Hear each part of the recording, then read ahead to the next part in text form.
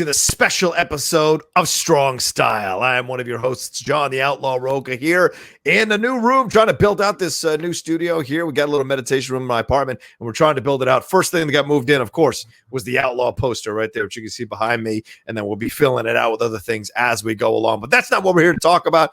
We're here to talk about WrestleMania 36, give our reactions and our reviews to this two-night event that happened at Raymond James Stadium in Tampa Bay, Florida. But I can't do it alone. Is that Raymond James Stadium? I don't know. Oh, no, it was at the Florida Center. Yeah. It was supposed to happen at Raymond James Stadium in Tampa Bay, Florida. Sorry about that. The two-night pre-taped schedule of matches. We're going to break it all down. I just got confused because the opening Aaron, I'm going to introduce him now, the man from down under. By down under, I mean Florida. That's Orlando, Florida. Aaron Turner, how are you, man? Good, man. Hey, everybody. How's it going? Let's talk a little Mania. Yeah, I was supposed to go.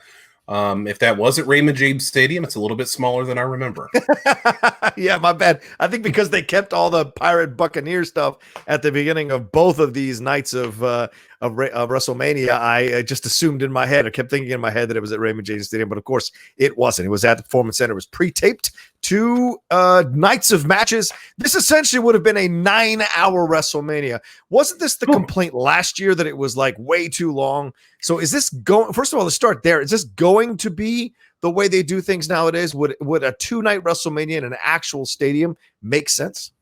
A two-night WrestleMania sounds to me like that's the way to go because I think what the difference between this year's and last year's and so on is there's some matches in here that probably were not going to be on WrestleMania at all. Yeah. They're just kind of filler for time. I don't think that's the point of this one. Like, I don't think it was meant to be that long. It's just, hey, we've got some time. If we're going to split it up into 2 days, we need to throw in some matches. To me, it felt like the first night went by real quick. Yeah, it did, actually. The second night felt like it kind of went a little longer, but it was okay because I enjoyed it a hell of a lot.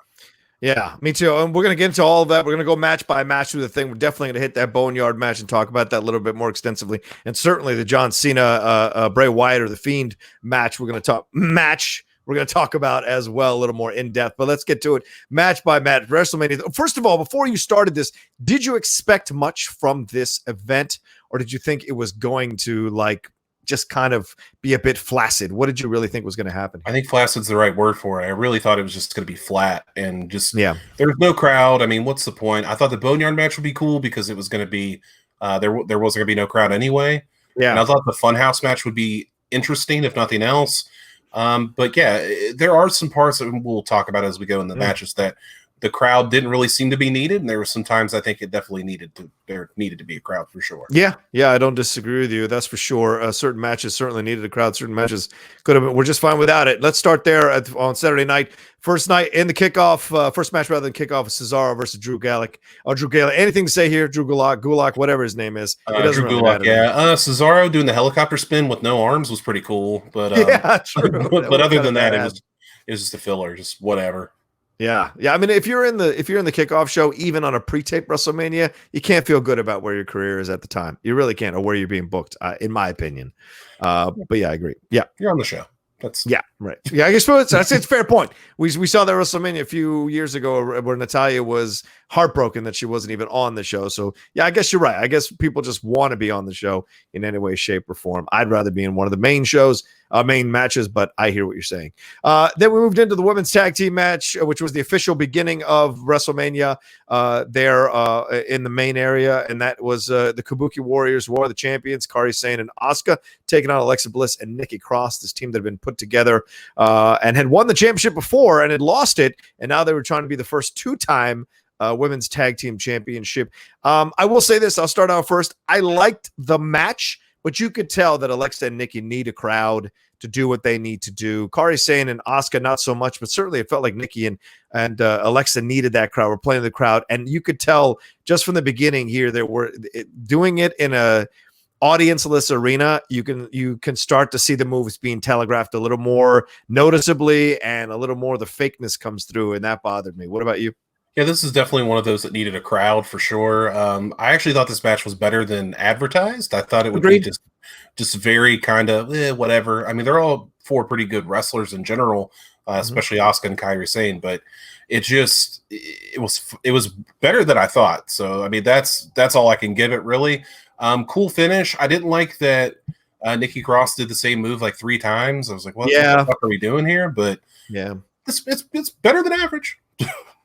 Yeah, I just don't see what you do. I mean, do they do this because they just feel like Alexa's like she carries the strap well? Is that what this is all about? Because I have not been one of those people on the train for Nikki Cross and Alexa. I think it's a weird combo, weird pairing, and they shoved them together and made you like them. And after a while, you're like, well, they're not changing it, so we might as well just kind of cheer on what we can from here. Because Asuka and Kari are just fantastic wrestlers and have great chemistry with each other. I was surprised they took this move.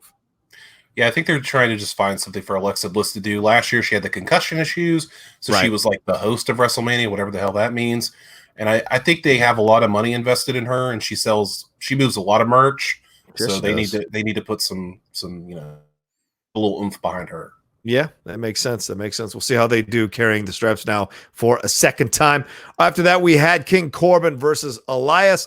This was a terrible match on so many levels for me. I thought Elias did what he could in this situation, but Corbin was it felt to me like this was a check the box, and the match. What did you think? Yeah. Why are they wearing t-shirts? That was my first question. I know why Elias was wearing a t-shirt. I was like, why is Baron Corbin wearing a t-shirt? Like, what the fuck? But yeah, this is a nothing burger of a match. I felt bad for these guys that they tried. I mean, they tried to make us care, just didn't. Yeah, I felt that way too. I mean, everyone going, the accepted mentality about anything with Corbin is people have come around on him after not being a fan of his, but now after they put him over, they seem to be pissing away what they had tried to establish with him, which was get him back in the fans' good graces to at least enjoy his matches. And Elias is the same thing. Elias is so snake bitten. He reminds me so much of Damian Sandow, not just in look, but also in the fact that the fans seem to love him. But for whatever reason, when he gets in that ring, it does not that he does a terrible job. There just doesn't seem to be electricity or chemistry when he's in the ring. And he's got all the tools. I just don't know why he doesn't get across as well as he should.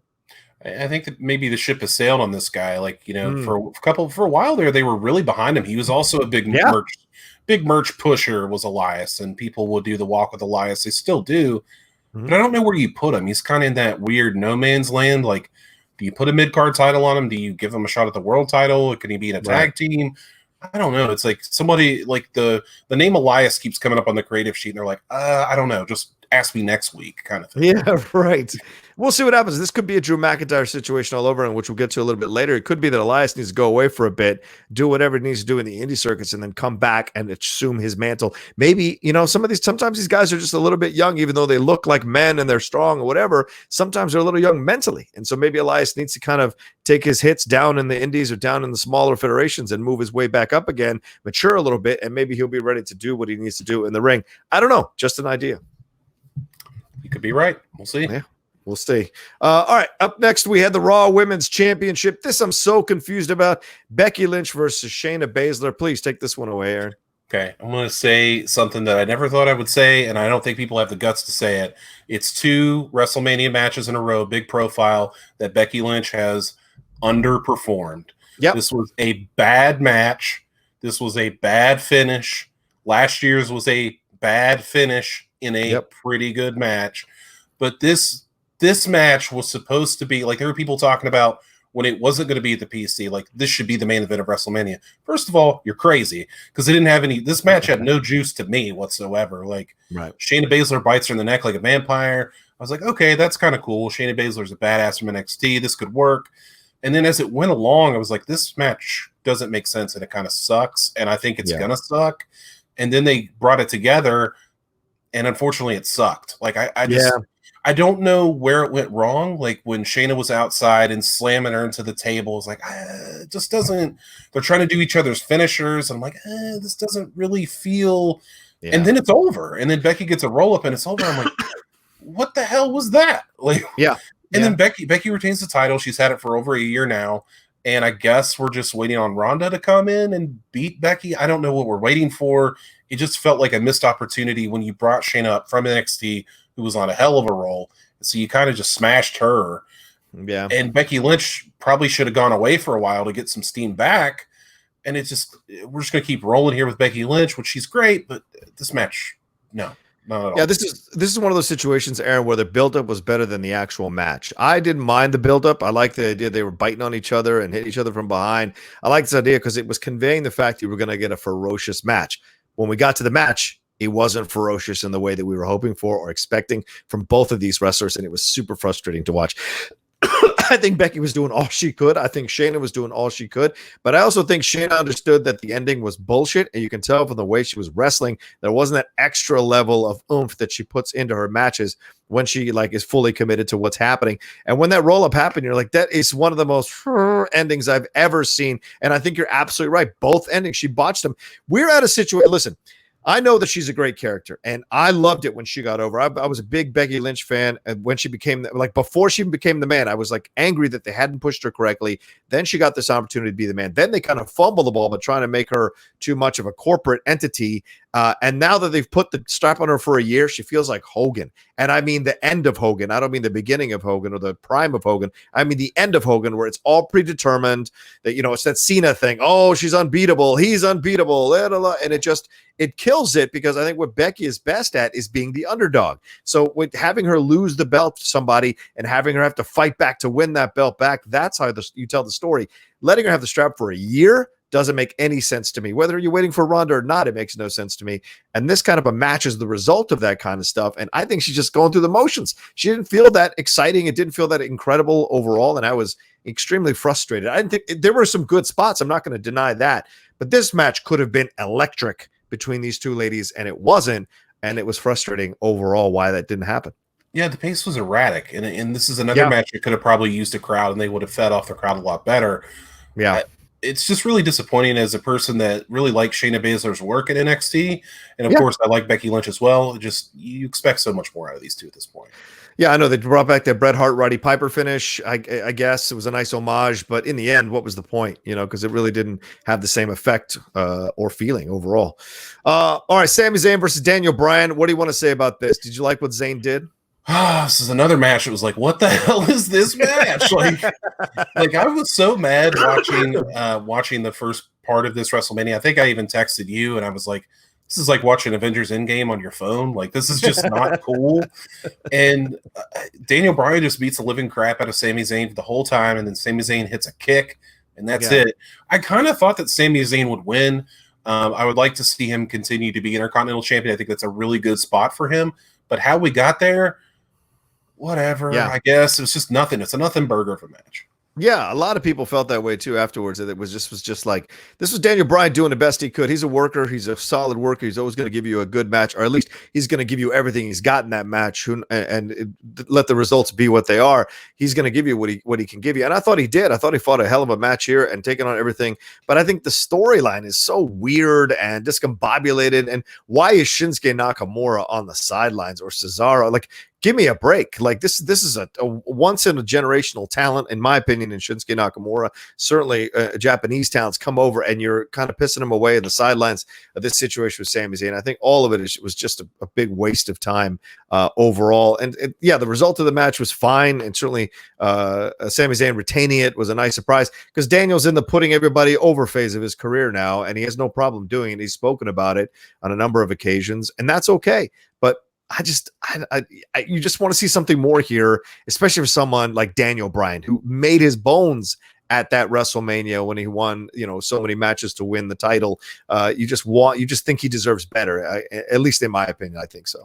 I think this was a lot of people's low key, like, this is going to steal a show because these two guys are so great, and it just didn't live up to that. Much like the last match. I don't know if it was a time constraint. I'm kind of wondering to myself, if you have 2 days of WrestleMania, why are we not giving people time to do things? Yeah, true. That's a good point. Sense. Yeah. Also, the Sami Zayn thing, not wrestling thing, that's got to end at some point. I'm getting so sick of it, to be honest with you. What do you think? Are you done with it? Or heel, man? Yeah, I guess. But there's a way to do it, I guess. Yeah. SmackDown Tag Team Championship here. We had John Morrison and Kofi Kingston versus Jimmy Uso. Of course, this happened as a triple threat match in a way, ladder match, because of Miz feeling sick. So they just kind of made it this way. I thought this was a damn good. I think this was a very damn good match. It was wrestled really well. There were some great spots. There were some incredible hits with the ladder and things of that nature. but God damn it, a ladder match can't survive without a crowd, dude. It just can't. And it's so frustrating overall watching how great this match was and thinking, what could it have been with a crowd around it even more? And I was talking to Rachel Evans afterwards. She was on the stream with us doing day 2, and she mentioned how Kofi was in more pain Sunday than he normally would have been because there was no adrenaline of the crowd to kind of alleviate some of that pain, which helps you recover. So I guess that's part of it. Yeah. Okay, well, finally WrestleMania started with this match because I didn't expect a whole lot out of this. Right. But holy crap, did everybody in this match come to play? Like, I knew Kofi would come to play because he's Kofi. I didn't really know what to expect from John Morrison and Jimmy Uso, but damn, man, everybody brought it. Like, I kind of was thinking to myself, a ladder match at a WrestleMania with no crowd, this feels like more unnecessary than usual to have a ladder match. But damn, if it didn't work, like, they entertained the hell out of me. Like, I don't know.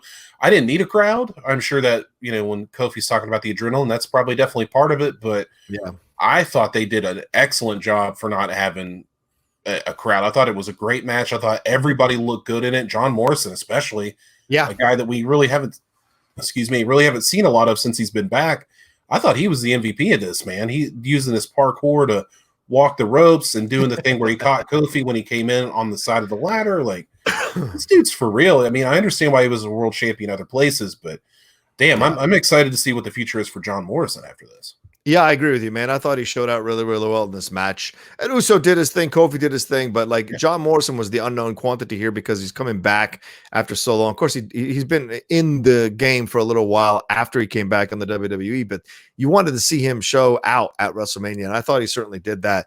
And there were a couple of scary spots, too. And that's what you want in a ladder match, a scary spot to get you, a few scary spots to kind of get you in the vibe of the match. So, although I was sad it didn't have a crowd, it was thoroughly enjoyable. I agree with you on that one. All right, so the 24/7 championship was up next. Rob Gronkowski getting this thing. Bro, I don't care what Adam Schefter at ESPN says. That shit was ridiculous what he was doing. Maybe you liked it. I absolutely hated what Gronk was doing. No,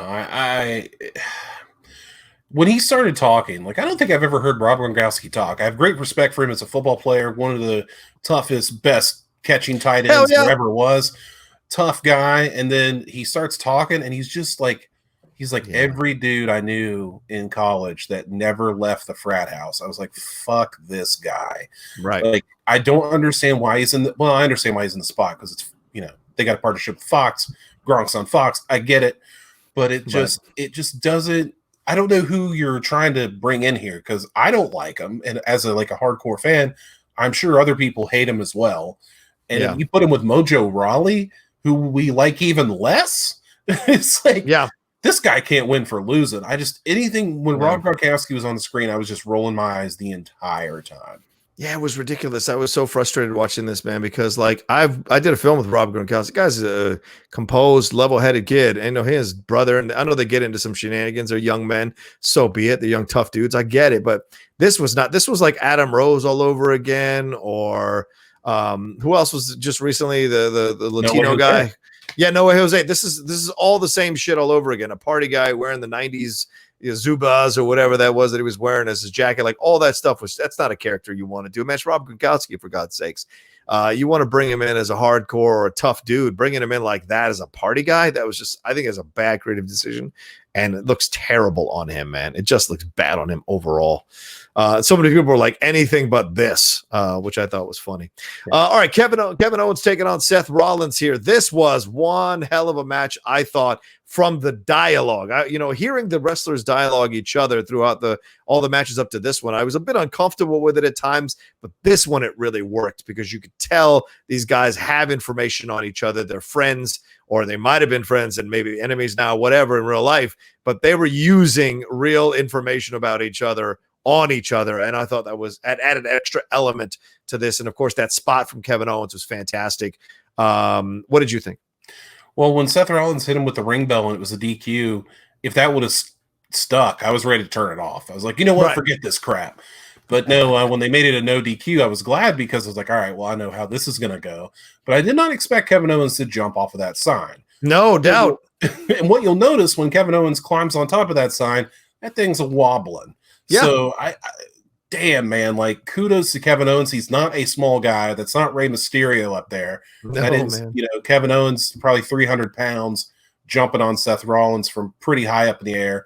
What guts, man. No crowd, no nothing. Really no gratification of any kind. Like, I'm just going all out for WrestleMania, and he sure did, man. Kevin Owens, hell of a guy. I'd love to see this turn into something even bigger for him. Maybe get that Universal title back somewhere down the road. I'd love to see that. Seth Rollins is just good as he always is, man. He's like the current Mr. WrestleMania. Like, you can't really have a bad match from Seth Rollins these days. Yeah. Yeah. And you know what? The thing with Kevin is Kevin took that bump. For people who are watching, you might not know this, but it's the guy jumping that takes the bump. And if they're doing it correctly. And with the way Kevin hit that table, then the elbow on Seth. So Kevin took a brunt of that, and you could tell when he was rolling around. That was a legitimate hard hit that he took there, and kudos to him and for them to play it off the way they did. He played it off so well and did the thing. I love that the announcer didn't know where Kevin was until he looked up and he was like, "Oh my God!" And then Kevin did his thing, and there was no hesitation. Like, Kevin didn't do the sign of the cross or any of that crap. He just did it, which I loved. And in the end got the much deserved victory. But I love that Rollins was at him going like, "It's your mouth that's always gotten you in trouble." A little peek behind the curtain that I thought was a genuinely awesome addition to the match, and myself personally. So, all right. And then let's see, after that, Goldberg taking on Braun Strowman. Anything you want to say about this one, man? Thank God Goldberg lost, because I thought at the beginning it wasn't going to happen. Like, I really was thinking, man, is he really going to roll through Braun Strowman? But, I'll say this. This is 2 years too late. Braun Strowman was at his peak 2 years ago when he was unstoppable, beating the hell out of everybody. Right. And now you put him in there with Goldberg as a fill-in. Hey, man, if you come knocking on my door and you're like, do you care to go wrestle Goldberg for 5 minutes and win the world championship? I'm probably going to say, yeah, I'll do that. But I understand why he did it. I understand why he's there, because it makes sense. Like, Goldberg is running through all these people, and you got this big MFer and Braun Strowman standing there. Like, the match credibility makes a lot of sense. I think Braun Strowman is probably going to be a transitional champion. I don't know if they're going to do something with Roman Reigns, because they've done so much together in the past, Reigns and Strowman. They would just be repeating the same stuff. So I don't know what this means. I don't know if this pushes Roman out of the title picture. I kind of would like to see what Braun can do with it. Can he be the face of the company for SmackDown? Can he be that guy as champion? I don't know, but I'm just glad that Goldberg does not have it anymore, and hopefully he's a little older. I hope Goldberg is out there with a mask on somewhere. That's all I'm saying. Yeah. And what's funny is one thing that Ryan and I used to talk about on the old shows we did on Collider was the fact that they kept blowing these pushes for Strowman and McIntyre. They kept blowing these pushes. They were always like a week too late or 2 weeks too late or whatever. And you just said 2 years too late. Certainly possible. But now both of them have the strap. We'll get to McIntyre winning it, but both of them have the respective straps on their brands. And what can they do with it now that they've got it? That's the thing we're waiting to see. I personally thought this match was a snore, and I hated it. I was mad. I never hated Goldberg until he started doing this shit at the end. Like this twilight of his career crap where he comes in and does 30-second matches or 2-minute matches. It's frustrating as hell. And I know I get the logic, and people can explain it all day long. I don't have to like it. I don't have to. You could have all the reason in your logic. I don't have to like it, and I don't. And I didn't like this. It was a very he won the title, and it meant nothing. It meant absolutely nothing to me. So it was frustrating overall. And I hope we're done with the Goldberg stuff. I really hope it's over. Let him ride off into the sunset, and we're finished with it. Because if he can't put a 10 to 15, 20-minute match together at this stage in this type of wrestling environment that we have, I don't want to see it. I don't have the patience for it. It's like this match is the complete opposite of the main event that we'll talk about later. Yeah. It just doesn't. This did not work, and I mean, it was just a vehicle to get the title off of Goldberg, which kind of begs the question: if you're going to put it on Goldberg, why did you take it off immediately? Why did you take it off the Fiend, who was the most over character in the company and still is probably at this point? Yeah, just another F you to that. Like, I'm still not over that. I agree. Take it off him to end up with Strowman doesn't make any sense. All right, The Undertaker taking on AJ Styles. This finished out the night, the Boneyard match here on Saturday night version of the WrestleMania. What did you think of this match, Aaron? Please. Thought it was going to be awful. Just thought, what the hell is a Boneyard match? It sounds like something they would cook up on WWE 2K, like the video game. Dude, I'm telling you, like, if this isn't in the top 10 of WrestleMania matches, I don't know what is. Like, what? How did they pull this off? How I know that our mutual friend Mark Donica was in on it. He was one of the cameramen that filmed it. So kudos to Mark and the crew, man. They absolutely crushed it. Like when the Undertaker rolls in on the motorcycle, I was just like, okay, I don't know I still don't know what this is. But then when they started fighting, and then the Undertaker popped out from behind the grave, like on the forklift, I was like, this is great. Then the Druids, like, this is great. Like AJ hitting him with the shovel, and then AJ getting thrown in the grave, and like, oh my God, everything about this was like chef's kiss. Like, I don't know if they're gonna go there. I don't know if this will work. And then everything like totally worked. Like you got so many different versions of the Undertaker. You got like the biker Undertaker. You got him doing like the magic, like the regular Undertaker. Burying people alive. I'm like, this is the greatest thing I've ever seen in my life. Like, endlessly entertained, blew me away in my expectations. Thought it was going to stink, and it ended up being top floor excellent. Yeah, I couldn't agree with you more. I loved it too. I was like surprised. I even rewatched it again before we did that live stream for day 2 because I just thought this is a great piece of theater. Like, the foundation of professional wrestling is essentially a soap opera combined with a theater, right? And that's what you're watching. You're watching a 1-act play, essentially, in the match is a 1-act play. Sometimes the really great matches are 3-act plays. You're just into it, and the swings and the shocks and the surprises and who's showing up out of the back, that kind of stuff. It's brilliant. This match was one of the best shot things I've ever seen in my entire life. And I started watching other like outdoor matches or boneyard matches, the Vampiro one that someone posted. I went back and found that one. And you're like, yeah, I get that this is done before, but these two guys are next level talents. They're legendary talents. And they elevated this match to a level I don't think I've ever seen anybody do. And that includes Matt Hardy. Apologies to Matt Hardy. I just thought this is exactly what you want to see from something like this. The conversations between them were fantastic. Undertaker calling him Alan. I thought that was genius. AJ, constantly referencing Undertaker's wife, saying he ain't got it anymore. He's too old. All of it works so well. Then the Acolytes coming out and him kicking the shit out of the Acolytes, and then Gallows and Anderson as well, him going up top and then tossing AJ off the top of that roof. That was great. And then burying him once and for all, and AJ's hand sticking out like something out of a 1980s a horror film, rather. I thought all of it was just so brilliantly done. And like you, Aaron, I expected it to fall completely flat on its face, and no one was more shocked than me to be enjoying the living hell out of it than I was, So it's just incredible stuff overall, and a great way to end that night. And at that point, you're like, wow, this is a great way to end.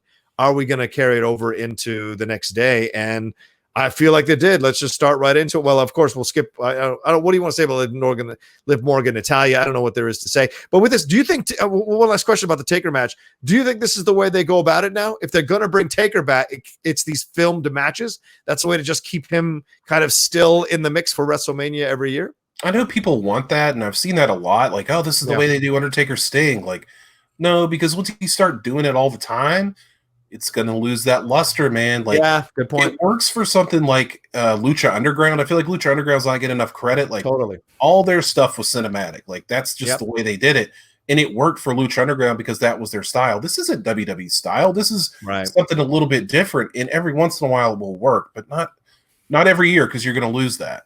Yeah, fair point. All right, we're going to night 2. Anything to say about the Liv Morgan Natalia match, or should we just skip it? Less said, the better. I don't know why Natalia would lose to Liv Morgan. I think Liv Morgan has absolutely no upside in this company, and I think she's really bad. And I don't understand why Natalia is losing to her at this stage of her career. She should be on her farewell Legends tour. Goodbye. No juice, no nothing. Glad they got paychecks, but what the hell was this? Yeah, it does nothing for Liv. Absolutely nothing for her to beat Natalia. It does nothing. Natalia putting over, I get it. She's a soldier. She understands the business. She is a lifer. So much respect to Natalia. Doesn't make any sense at all for Liv Morgan to beat her other than try to put her over. But putting her over in a pre-show means nothing. Absolutely nothing. So let's move on to a way better match. That was Rhea Ripley versus Charlotte Flair. This was a hell of a way coming out of the Boneyard match. If you were to skip the pre-show, just go from the Boneyard match right into this match, you have 2 matches in a row that are incredible for different reasons, but no less effective and no less powerful of a effect on you as you're watching it. This was so good. Rhea fought so well. sold everything. You could believe the moments of pain as they were slowly happening, as she climbed out of it. All of it was so naturally well done. And Charlotte as well, rolling with her, just great chemistry between them both. I hope this isn't the last time we see them go at it. Man, I got to tell you, this is what the Shayna Baszler and Becky Lynch match should have been.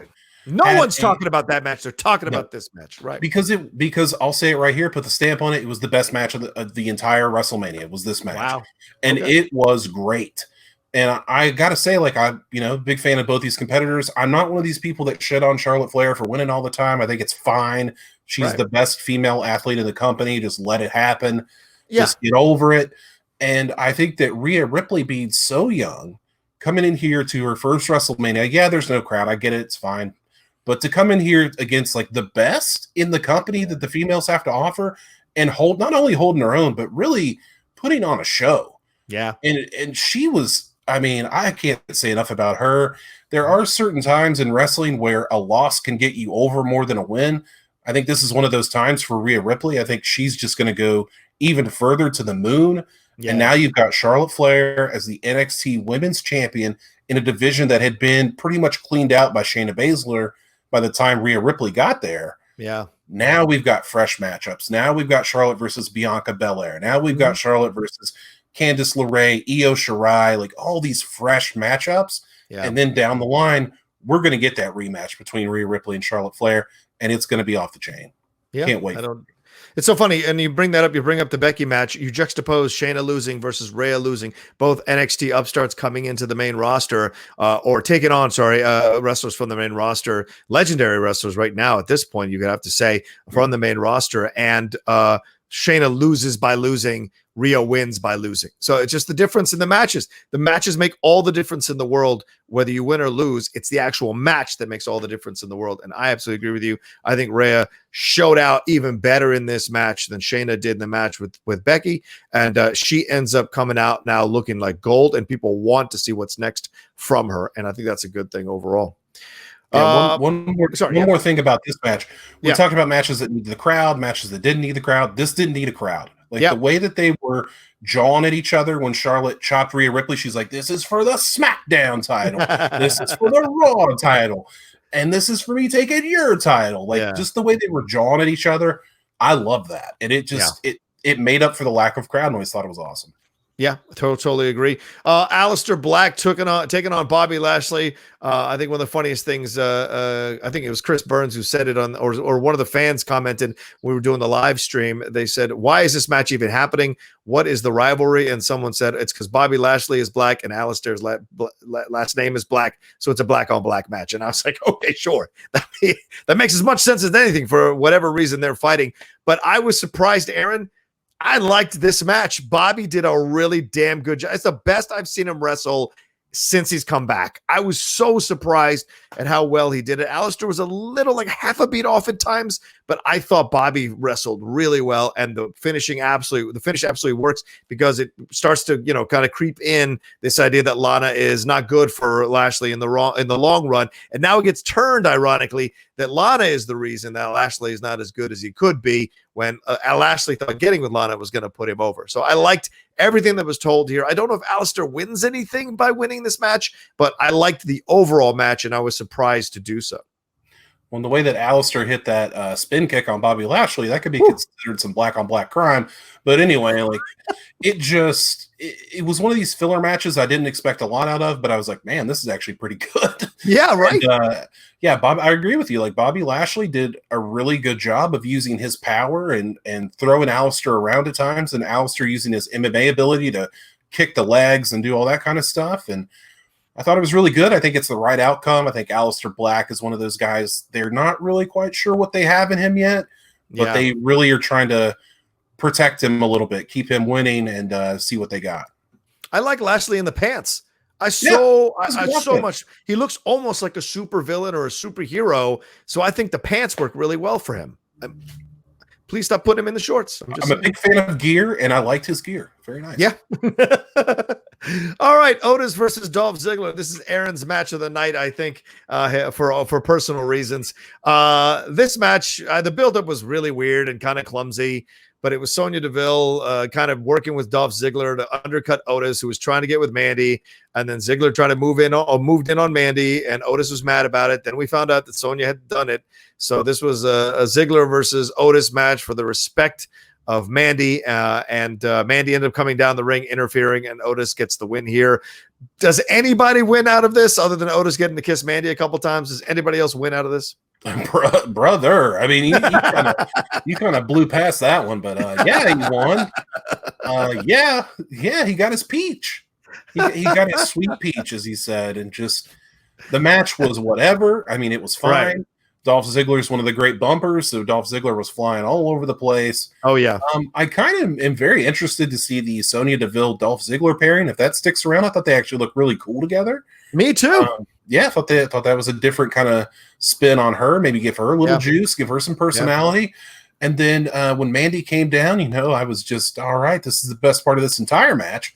Yeah. And then she came in, got her licks in on Dolph Ziggler. It was the most predictable match of the show. Of course, Otis was going to win. He wasn't going to get double crossed. And now, apparently, we're looking at golden machinery. Apparently, is how we're going to go forward. But yeah, I'm just looking forward to seeing where this storyline goes. Of course, I love Otis. He's just a lovable guy. And then Mandy, she's stunningly gorgeous. And just to see this play out has just been kind of fun. And it was a lighter match. Like we got the heavier stuff. I mean, it was just light filler. I liked it. Okay. Yeah, do you think this is the WWE opening the door to an intergender match? A lot of people have been clamoring for the WWE to do an intergender match or focus on intergender matches. Is this something that's them opening the door a little bit to the possibility? Between who? With Mandy and Otis versus Ziggler and Sonya. I mean, they'll do it like a mixed tag. I couldn't see them doing what I mean. Oh, okay. I was going to say, I don't think Otis and Sonya Deville need to be bumping around on each other. That could get ugly real quick. But I think Sonya can take it. She's tough as nails, man. That's true. She is really tough. But I'm just saying, like, you say that until you take one of those elbows when you're on the ground, you get flattened. But I'm just saying, I don't think that's something they're leaning towards. I think it'll just a mixed match will be fine. Intergender. Yeah. All right, and we move on to Edge versus Randy Orton. This is one that everyone was looking forward to, Aaron. Big time. Edge coming back after the injury, after so long away, such an emotional return at Royal Rumble, and then coming in to face his old tag team partner. They were old tag team champs, and this whole feud was developing. Beth Phoenix got RKO'd. So much happened here that led up to this match, and this was a 37-minute match that went all over the Performance Center. I know with the stream, a lot of people who are watching with us were like, I didn't even know the Performance Center was this big, for God's sakes. What did you think about this overall match? A lot of people felt it was overlong. Did you think it was overlong, or did you think it was the right amount of time? It was my most hyped match. Like, this is the match I was most excited for WrestleMania, and I kind of might have screwed myself on that. I think the match is fine. Okay. I got no problems with it. It did run a little long.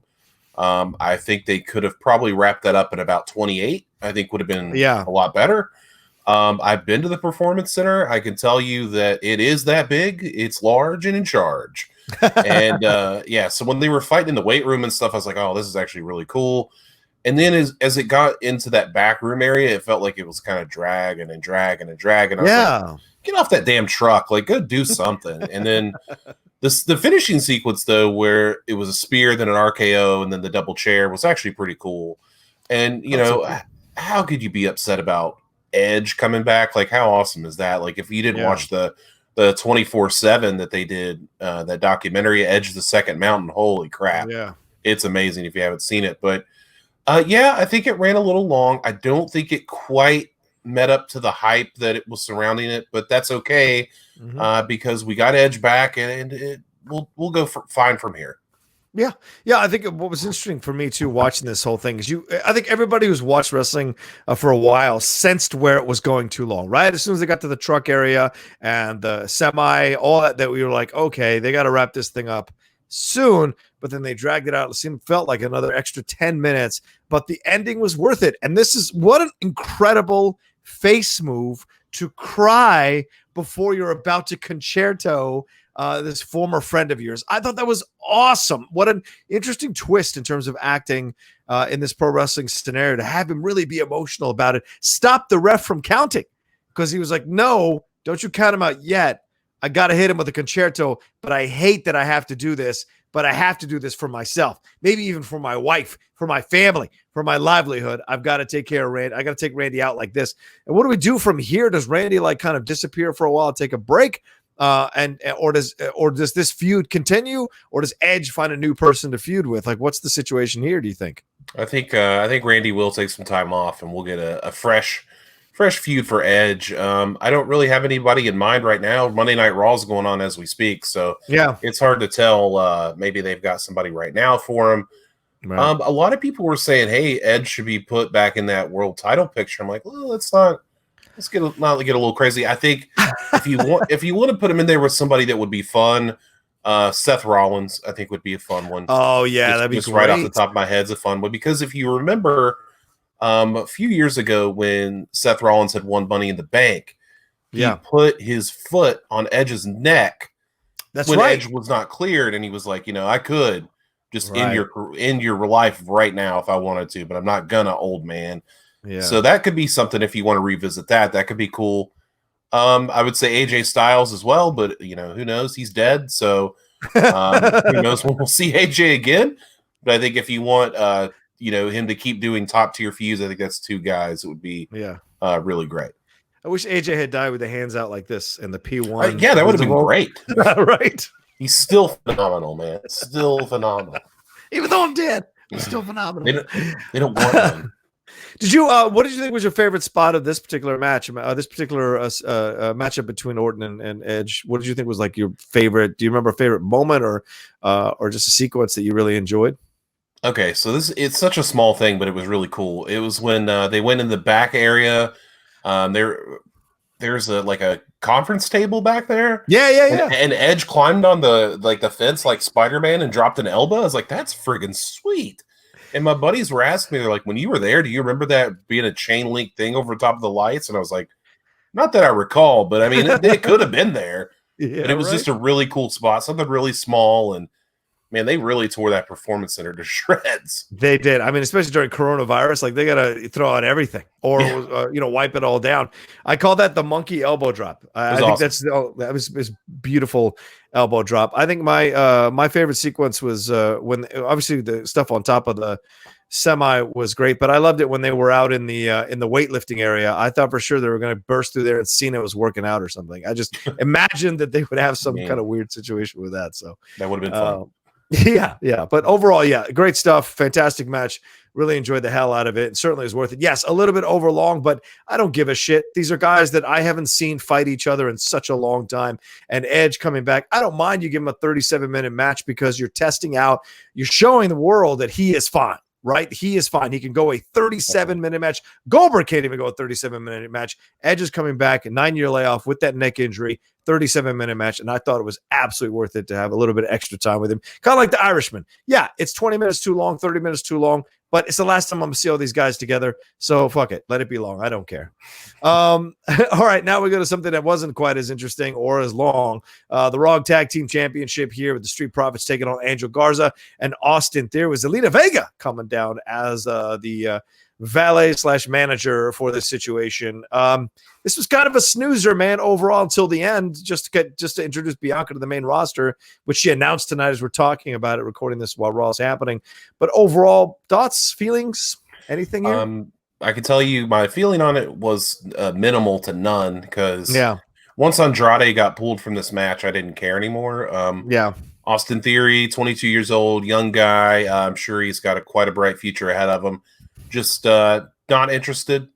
I love the Street Profits, but without a crowd, I'm not interested. My wife was watching WrestleMania with me, and she liked this match because she said that lady that came out with the two guys is really pretty. And that's really her only observation. She thinks Zelina Vega is very pretty. And that's the only and that's the only really observation that she had. And it just, it was fun. They actually had a rematch tonight, and I'm just dude, I feel like I've seen this match like 6 times in the past month, and I'm over it. And it's not a WrestleMania match. If WrestleMania would have gone on a schedule, they would have put like 5 more tag teams in there against each other. Just filler, just fodder. just not interested in this match. Yeah, I don't disagree with you. I think that was one of the things I kept coming back to, is that I have no interest in this match.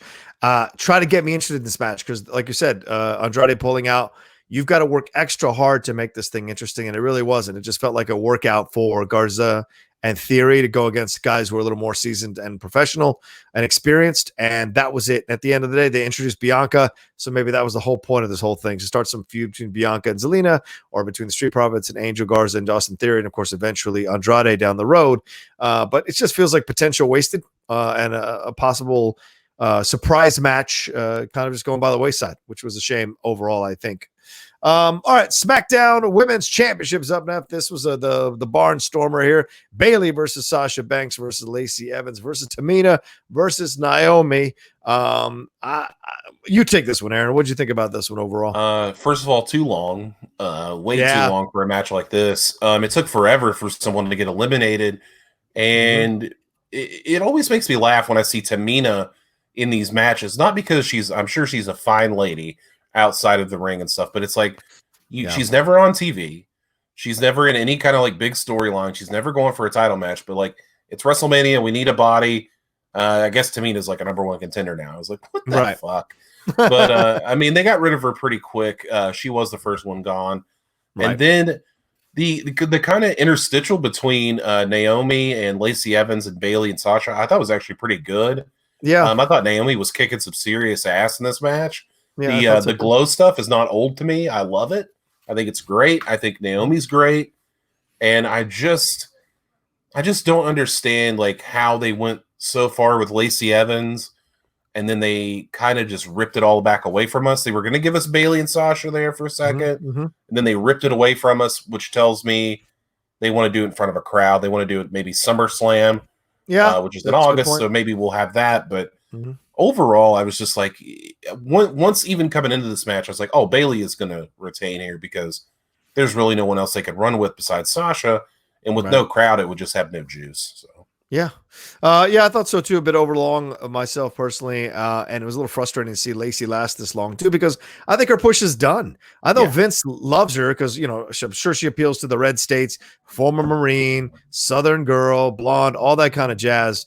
But overall, she's not getting over with the crowd overall when they go around to places. She just doesn't have that charisma, that it factor, I think, that you need to have to get over. She's good at her character. I'm never going to deny that. I'm sure she commits to her character. She does a good job with her character. But that extra oomph that puts you over the top is missing. And I felt that way in NXT. And I'm not surprised that it's happening here on the main roster. You know, sometimes you could be one AAA player and you jump to the big leagues and you really like just show what you can do, like Jerry Rice, and you become a star. But a lot of players who jump from that lower ring to go into the top area, top level of football, they just can't get it done. And it feels that way to me about Lacey Evans. I think she's a good worker. I think she'll give you a good program, but she doesn't have that oomph, that pizzazz that you're looking for someone to put the strap on her. And maybe she needs to go full on heel, or maybe she needs a little more work, a little more seasoning. Who knows down the road? Maybe that thing will click like it happened with Becky Lynch, where she became the man. Maybe that'll happen. But right now, she's just there to be another body to come close, so close, but never quite get over the hump. And you're right. The smart move for Bayley to win this thing. Sasha Banks, but they don't want to give it to you that Sasha coming in, giving her the belt, putting her hand up, that kind of thing. But you can sense there's a little more drama to come. And Bayley knows there's a little more drama to come, but she has like fear, you know, whenever Sasha comes around, she has this legitimate fear. And I love that they're playing that up. So I'm down with this for now. And then eventually we'll get Sasha and Bayley, as you said. All right, John Cena versus the Fiend, Bray Wyatt. Let's talk about it. The Firefly Fun House match. Aaron, my friend, I will let you take this one first. Please go ahead. Okay, so when I heard this was going to, much like the Boneyard match, when I heard this was going to be a Firefly Fun House match, I first said, what the hell is that? And it's probably going to be really dumb. And it was something. I don't know what the word is for it. I think Titus O'Neil was all of us when it was all said and done, and he was just like, I don't know what I just saw. It was part like David Lynchian, part Black Mirror. Like what the fuck was going on throughout this? But it's funny because you look at it on its surface and it's like, wow, that was really interesting and kind of goofy. And then you start picking it apart and you're like, wow, this is actually really smart and really layered. and it's basically John Cena's like, this is your life, and Bray Wyatt like got it out of him, and then it was a little bit of Bray Wyatt, this is your life, and kind of how they intermingled, and damn, like the way that it came together with the whole going back to John Cena, his debut, coming out in his debut gear, and then going to the Thugonomics Cena, Bray Wyatt throwing some shade with the you can look but you can't touch, throwing the Nikki Bella reference in there. Yeah. Just everything that he did, man, going back to the old Bray Wyatt, and then the Fiend popping up at the end and hitting him with the mandible claws. Like, everything about this should have been awful and should have been shit on and should have just been buried. And everybody that watches this is probably rolling their eyes. And then you look online and everybody's like freaking out about it. Like, this is the greatest thing ever. Like, how smart is this? I thought it was super creative, another good way to put a showcase on a match that you got no crowd, but you don't need a crowd for this one. Yeah. It was just pure spectacle, and I thought it hit a grand slam. I liked it a little bit better than the Boneyard match, which I thought was pretty cool, but this is pretty badass as well. As far as spectacle goes for WrestleMania, that's what you look for, spectacle, right? Yeah, you'll have the great matches, but spectacle. As far as spectacle goes, yeah, I agree with you. This is just above the Boneyard match. I think a little bit higher above the Boneyard match than just a little bit for me because of the brilliance around it. The Boneyard match is great for just what it was. Two older professionals going at it with all the layers stripped bare and just going at it. And it was a blast. This is genius.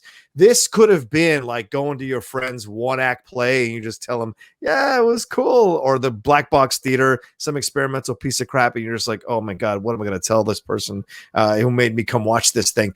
This could have been that, and it absolutely wasn't. This was one of the greatest pieces of performance art I maybe have ever seen or experienced in my entire life. Because if you know the history of both of these guys, you'll get all the references. For the casual WrestleMania fan, like Christian, who hasn't been watching stuff for a long time, it's no surprise that he didn't like it. You're not going to get the references. You're not going to get what they're alluding to. You're not going to get the things they're trying to hit because you don't know the history of these guys, both together and apart. And if you don't know the history of this stuff, then you're not going to get the point of everything. I've watched it 3 times now, and I've tried to write down as many of the references as possible. I might do a video for the Outlaw Nation about it, but like I was writing down all the references, all the little things, and even I got lost in the minutia of like, wait, what does that mean? So the fact that it could have double meanings or triple meanings depending on what you're looking at speaks to the genius of it. And everyone wants to give Bray Wyatt credit.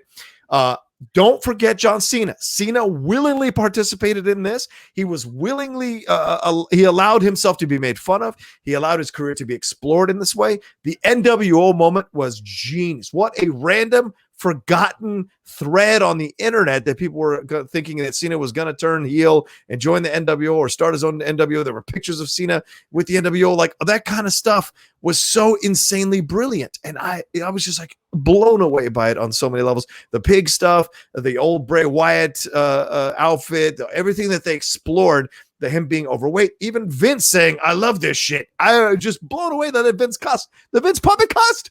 All of it just was so genius. And I thought, this is the culmination. I haven't always been the biggest fan of the Firefly Fun House. At times it could get a bit tedious, but this, if everything led to this, then everything was worth it.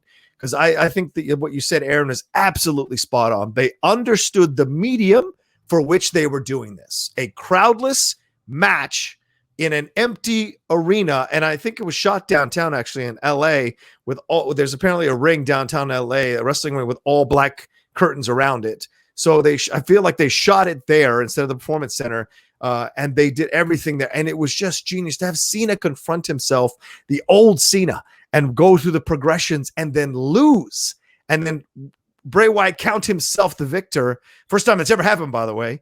I thought it was just so brilliant. And he deconstructed Cena.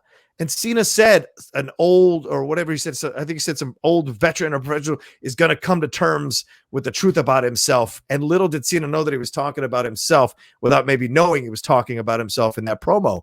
And I just was so blown away at the genius of it. Because they talked about this weeks ahead of time, if not months ahead of time, about what they were going to do. So they had to lay the promos down in a certain order and in a certain way to lead to this moment. So I just thought it was genius. I kind of wonder that if there was the WrestleMania that we have now, or that we got, and that we were supposed to get, would this have been a thing? Yeah, Same thing with the Boneyard match. Like, I don't think so either. And I'm kind of glad. I mean, it's terrible to say that I'm glad that it happened this way, but I'm glad that we got this because holy crap, man! Like, the thing that I'll remember most about it is that promo that John Cena cut a while back on SmackDown when he was saying that he was going to take care of the most overhyped, whatever, and then they threw it back in his face. Bray Wyatt threw it back in his face at the end, calling him overhyped and all this kind of stuff. Man, it was just. I'm sitting there watching it. Of course, my wife doesn't, she's watching it with me. Yeah. And she's just like, I don't understand any of this. And I said, I don't either, but this is amazing. And there's a couple people out there that have got like every single reference and broken it down. And I'm telling you, man, it is an onion. It's like, it is many, many layers. And there's even things that I'm just like, wow, I didn't really put that together. But yeah, that's true. That's how that would work. And these guys have to be like really good friends. Like they have to. Because you're not just going to give yourself to a random guy. You're going to have to put trust in Bray Wyatt. And then, of course, Bray Wyatt to trust in John Cena to pull this off. And whoever wrote it, whoever was the creative on it, like, congratulations, man. Creative team and the WWE, like, technical side of it, the camera work and all that kind of stuff really shine. Yeah. And this is like, I mean, we'll talk about this for just a second, but it's like these people, the cameramen, the pyro guys, like the lighting guys and the, people that run the mics, cables and all that stuff. They never get like any dap, no like praise or anything, but man, this was their time. And I thought they absolutely killed it. There's no like better production television wise than the WWE, like the amount of people that they have on it and their video packages are always amazing. And I just thought from front to back for no crowd, no nothing. Damn, like really great stuff. I remember that, people were complaining on Saturday that, I didn't know there were going to be this many cameras. I thought it was going to be closer shot. And it seemed to be like that. They were doing that for only certain matches. And then other matches, they were keeping it tighter. They were keeping it more closer to the vest. And this is one of those situations where they didn't need to do anything because obviously they weren't actually having a wrestling match. Right. This was a mental wrestling match, which I thought that was even brilliant for that to go to that next level where the physicality is irrelevant. I'm going to own you mentally. And it doesn't even matter if I pin you or don't pin you. I've got you. And to be able to see all the expertise, as you mentioned, of all the production crew, the technical crew, everybody behind this thing, putting it together. I mean, honestly, if you could submit this for an Emmy, you should, because this is genius level. I mean, like this is like Sopranos used to do those dream sequences, and those were fun to watch. This is like so far above that. I just was blown away by that. He's the living nightmare. He literally took Cena through a nightmare with his insecurities and his fears and his fakeness and his realness at the same time. The Nikki Bella stuff, everything you mentioned. And I think one last thing I think that's genius about this is we don't know where we go from here with Cena. We don't know where we go from here with the Fiend. This could have single-handedly brought the Fiend back into the title picture because everyone's talking about it. Everyone's talking about it afterwards. And that's all you really want out of WrestleMania is to be one of the matches or one of the sequences they're talking about. Well, that is the big question because we look at who the Fiend has beaten, Seth Rollins, and he took Seth Rollins and took his title. And then Seth Rollins became a heel, became who he truly was. And then you had Daniel Bryan, who feuded with Bray Wyatt. And then Daniel Bryan became the old Daniel Bryan. Yeah. So everybody that the Fiend comes in contact with, he changes them. And that's where he finds the weakness. That's why people, my good friend Shane explained it to me, like how the Goldberg thing is justified because Goldberg's always been Goldberg and there's no changing Goldberg. So it was like the Fiend's only weakness that he couldn't change Goldberg. Right. So that was like something that he had. And I was like, well, I guess that makes sense, but I still hate it. But yeah, the same thing with John Cena. John Cena was all these different things and the Fiend Bray Wyatt exposed it. And then he changed John Cena forever. And it's like, man, that's pretty smart and pretty deep that the Fiend does all this kind of stuff. I kind of love it. Like Finn Balor went from like, the demon, the happy smiley guy to now he's on NXT and he's a villain. So it's like, damn, like there's a lot of credence to what people are saying about this character. And it's not just the mask. It's not just the fun house. Like there's some real layers to this Bray Wyatt character. And I understand why the company wants to get behind it because I think it's like super rad. And I'm a horror fan, and I get down with it, and I love Bray Wyatt. I think he's great. And where do we go from here? I don't see him hooking up with Braun Strowman. I could see him. Yeah. I don't really know. I could just see him kind of.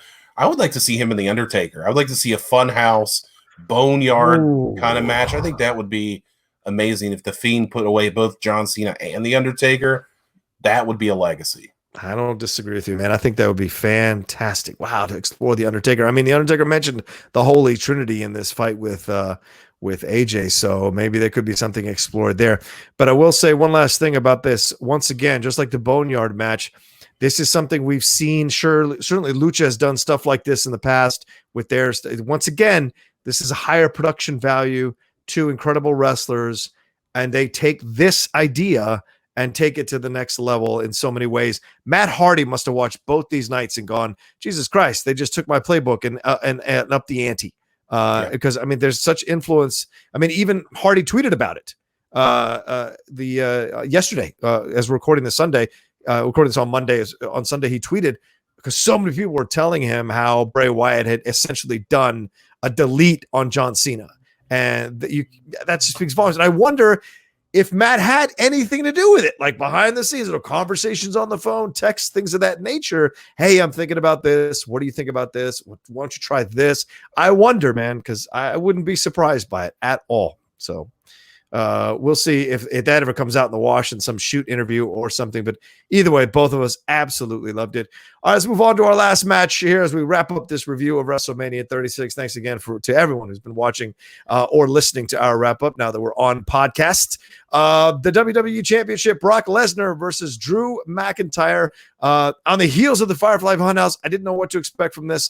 But Aaron, I have to tell you, I enjoyed it for what it was. I thought Lesnar came out like the big villain that he is with Paul Heyman, and then McIntyre came out and took care of business. It wasn't a long match, but as soon as he kicked out at 1 on the first F5, I'm like, he's winning this thing. There's no way he's not winning this thing. But he took a lot of punishment before he finally turned it around. And Lesnar took, 4 Claymore kicks before he finally took the pin. What did you think overall about this match? Yeah, I think part of my problem with the enjoyment of this match was the Firefly Funhouse was right before this. Like, right? Could we not have just sectioned one of those filler matches in between? Like, I needed to calm down. I was freaking out. Like, this is amazing, and like I couldn't even catch my breath. And it's like, and we're on to the main event here. Right. And then Drew McIntyre, of course, gets the victory with multiple Claymore kicks. I didn't expect it to be so short. I got to be honest. Like, Brock can go. He can have these matches. I mean, it doesn't have to be like a 30-minute Broadway, but Brock Lesnar could have a good 15-minute match with anybody. And I was kind of surprised that, knowing how good both of these guys are and how like incredible shape they are, that they didn't go longer. So I don't know what the deal was with that, or if they just wanted to tell a story of Drew McIntyre just really overcame Brock Lesnar and put him down quickly. Yeah. But then again, the same thing happened last year to Brock Lesnar when he fought Seth Rollins. Like, it was a pretty quick match. And then, Brock is having these long matches. So I'm kind of, I don't know what's up with that. But, I'm with you in the sense of it accomplished what it needed to accomplish. We got where we needed to go. Drew McIntyre should have had this opportunity a long time ago, as they told you in the packages. He earned this spot. We got where we wanted. He's the champion. He's going to run with it now. He's a younger guy. Yeah. He's going to be our champion for the foreseeable future. And I think that's probably the way to go. Let's see what Drew McIntyre can do with it. He's the chosen one, so let's see what the chosen one can do with it. He's fitting as a champion. He looks the part. He looks like the kind of guy that can actually run with this and be the face of the company, despite what other people have told me. And they said that I was crazy that Drew McIntyre would be world champion, but he's world champion right now, and the babyface. It's also interesting to note, I didn't know this, that there are now 5 Scottish champions in the WWE, 5 of them. Yeah, that's wild. I didn't realize that. Mark Coffey, Wolfgang, Nikki Cross, Kaylee Ray, and now Drew McIntyre. All 5 of them from Scotland. Like a island of 5 million people has 5 million or 5 million people has 5 world champions of the WWE at the same time. Yeah, that's awesome. Well, somebody said, or a few people said on Twitter, that he identifies as British. So he's the first British-born heavyweight champion. That's what McIntyre says, but he's born obviously Scotland, but he identifies as British. So either way, he covers both. You put him in both camps, it still counts. So I thought it was good. I thought it was time. A number of people on the stream that we were on that we did said that they thought they wouldn't give him the strap because it's not in front of a crowd, but I think it still absolutely worked. I think because people were still reeling from the Firefly Funhouse, you were still able to like somewhat enjoy this match, but not feel like it was missing anything by not having been in front of a crowd. And Lesnar sold like a motherfucker, and God love him, man. I love that he does that, and he has no shame in doing that. It's a joy to watch when Lesnar gives in of himself to do this kind of stuff. You can always tell when Brock Lesnar likes working with somebody because he will bump all over the place for him. Like, yeah, you can tell he likes working with Seth. You can tell that he likes working with Drew McIntyre. You can tell that he didn't really care for working with Dean Ambrose. Yeah, it's just if Brock likes you, like Daniel Bryan, that match he had with Daniel Bryan not too long ago. Yeah, he bumped all over the place, man. If he likes you, he'll do the thing for you. Yeah. And that's a good thing overall. That means he's more than just what people try to characterize him as a part-time champion. Lesnar works, and Lesnar takes the bumps, takes the losses. He's willing to go over on other people, and I love that about him. I'll always love that about him because you never hear rumors about him like you hear about Hogan or Flair or Austin even. These people who didn't want to go over and or Heartbreak Kid and just rather give up the belt. Lesnar always goes over if he's supposed to go over, or always sells if he's supposed to sell. And you got to love him for that kind of stuff, man. He gets the long game of this, and he understands where his place is in it. So, all right, any final thoughts, Aaron, about the overall WrestleMania 36? 1 and 2? I actually even don't even like calling it WrestleMania because it just doesn't feel like WrestleMania, but I know but it is. Brother, when you look, it's going to be one of those weird ones. Like a lot of people, like my friend TJ goes back and he'll watch old WrestleManias in the lead up to this one. What's that going to look like in 5 years when you go back and look at WrestleMania 36? You're like, oh yeah, this was weird. And how that's going to go. Because, like I said, I was supposed to be there. I bought the chair, the commemorative chair from WWE Shop. So technically I was there, I guess. But yeah, so I actually would give the show overall, I gave it a B-. Like I think I was entertained all throughout. The filler matches did not bother me as much because I knew they were filler. Right. Really let down by Becky Lynch and Shayna Baszler. I think that's the low point. Very surprised by Charlotte Flair and Rhea Ripley. I think they absolutely killed it. I thought that was the best match. Firefly Fun House and the Boneyard Match, 2 thumbs up for me. Can't really be upset about that at all. And just enough to keep you entertained and kind of forget about what's going on for a little bit. So mission accomplished. Yeah, I think that's a great point you make right at the end, Aaron. That's where I was going to go too. The odds were stacked against the WWE on this one. I mean, this first of all, the public itself was mad that they were even doing it.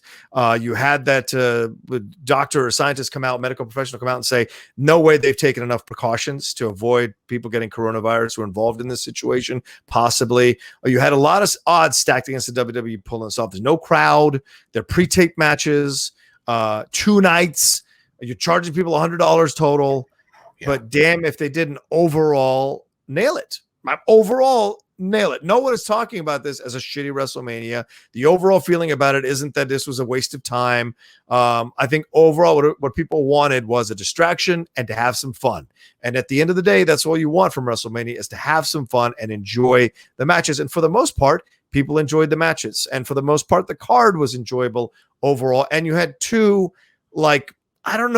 incredibly unique matches that will stand out in the history of WrestleMania over and over again. When you say Boneyard Match or the Firefly Fun House Match, everyone will know exactly what you're talking about. And that speaks volumes of what they were able to do against the odds and be successful at it. Were there still some boring matches? Yes. Were there still some missteps, like having the same promo introduced both nights?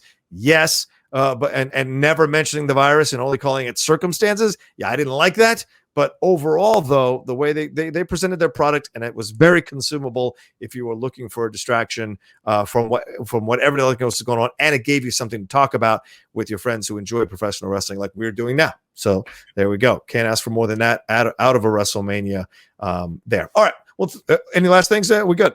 No, I'm good, man. I'm cool. All right. Well, Thanks, everybody, for watching or listening to this episode of Strong Style. As you may know, I'm referencing listening because we finally got approved. The Outlaw Nation Podcast Network is on Apple, so we are now fully a podcast network. So everything that you could watch, you can now listen to as well if it's easier for you to do that. So if you're listening to this on YouTube or watching this on YouTube and you'd rather listen to podcast form or listen to our thoughts all over again, you can go do it and subscribe to the Outlaw Nation Podcast Network. It's there wherever you get your podcast. All the episodes are starting. It's going to take me probably about a week to put everything up there to catch up to where we're starting off next week. But everything is going to go up there with dates and descriptions and everything, so you'll be able to follow along and catch up on anything you might have missed while you're, self-isolating or self-quarantining around the house and working out or doing whatever that you do to distract yourself at this time. So let us know what you thought about about WrestleMania down in the comment section. But let us know which one you liked, you didn't like. Tweet at us as well, and let us know what you thought. Want to hear what your opinions were about the whole thing. Did you enjoy it as much as we did? Did you think there were some more faults more negatives than positives? Let us know. And of course, subscribe to the channel right there below. Hit that red button, hit subscribe, and hit the like button as well. That's not a bad thing. Hit that thumbs up button and give us some love. Aaron, where can they find you, my man? You can find me on Twitter at @OnlyAaronTurner. You can totally send your Charlotte Flair hate tweets to me. I will read them and bask in their glory. And talk to you soon. Yeah, sounds good, Aaron. You can follow me at The Rocha Says on Twitter and on Instagram. And we will talk to you next time on another episode of Strong Style.